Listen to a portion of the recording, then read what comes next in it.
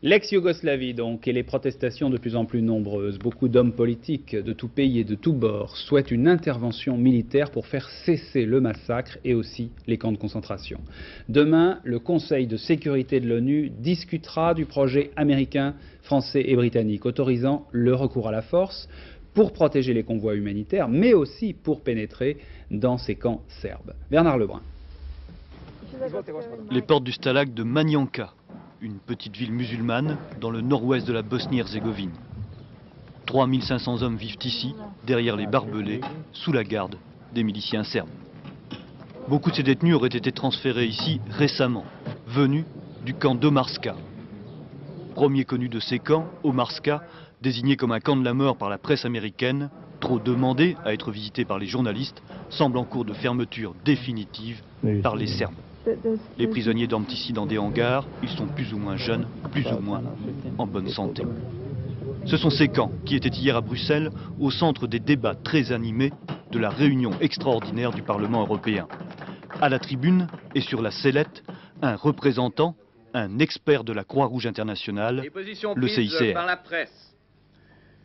Le CICR, et je parle ici du comité lui-même, s'interroge également pour savoir jusqu'à quand il devra s'en tenir à ces démarches confidentielles et à partir de quel moment il devra parler et prendre une position publique découlant de ses visites aux différents camps.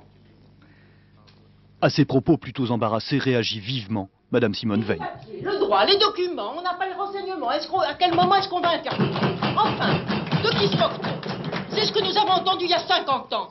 Des millions de personnes sont mortes à cause de ça. Alors est-ce que de nouveau, on va opposer? Est-ce que c'est le bon moment pour rompre la confidentialité? Est-ce qu'il faut distinguer les prisonniers et les gens qui sont des civils?